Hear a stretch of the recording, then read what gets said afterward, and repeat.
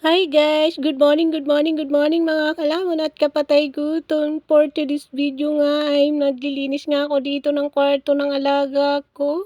Ako nga itong linisin dahil madumi na naman. Ako nga itong i-voice over dahil nga maingay nga ang kapaligiran ko dyan. Dahil nga pag naglalakad ako maingay yung sahig. Pinapakita ko nga dyan yung nut. Sabi ko bawal yan sa kanya kapag ina-atake siya ng asthma.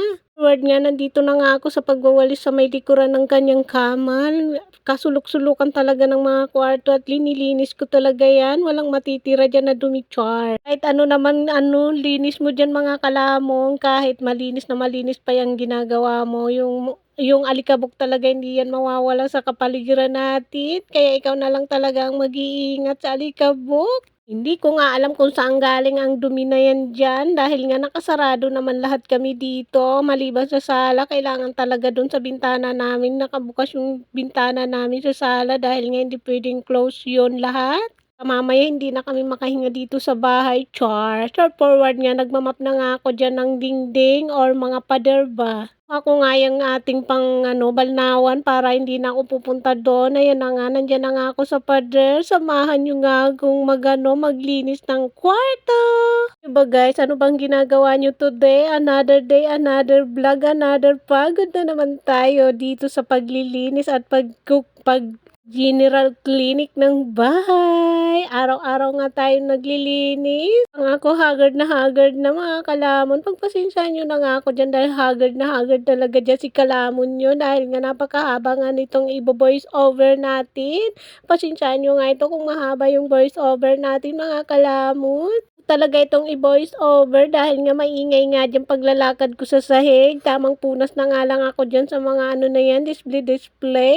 Yan, nandito na nga daw tayo sa kabila naman. Doon daw tayo sa mirror and the bus. Yan nga daw si Doc. Pinapakita ko nga dyan. Wala na nga yan. Pasawi na nga yan. Saan yung ang kilikili natin dyan? Napakaputi. Kayo niyan. Wala kayo niyan. Ang puti-puti niyan. Char. Kaya sinasarot-sarot ko nga kayo dyan sa kilikili natin. Ayan nga yung CR. Malinis na nga daw yan. Brinas natin yan hanggang dun sa kasuluk-sulukan. Char. Ngayon na nga, nagmamap na nga ako dyan sa may cabinet. Dahil matangkad tayo, kailangan natin gumawa ng paraan kung paano natin lilinisin yun sa pinakataas-taasan. Anyway, ayan na nga, nag-move na nga tayo ng kama dahil tapos na nga tayo dyan sa area na yan. Sa mga dingding na tayo nag-map at sahig. O diba, bulol-bulol at utal-utal na nga si kalamon nyo. Pasensya nyo naman ako dyan dahil nag-uutal-utal talaga tayo. Diba, tamang kaway nga dyan si kalamon nyo. Pasensya nyo akong utal-utal dahil yun talaga ang buhay ng nagbo-voice over. Dahil bulol-bulol talaga kapag nag-voice over. Dahil hindi natin alam kung ano yung pasunod-sunod natin na sasabihin.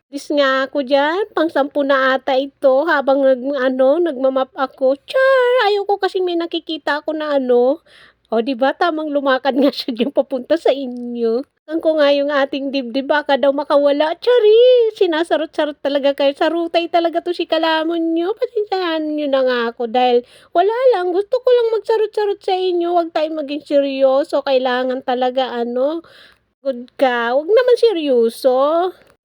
Kailangan lagi tayo naka-smile. Smile lang tayo kahit pagod na yan, haggard na yan. Smile lang tayo. So, ayan na nga. Sa forward niya, nandyan pa rin ako sa dingding na yan. Kuha na nga yan, palabas ng sala. Ayan. Pero sa loob pa rin yan ng kwarto niya.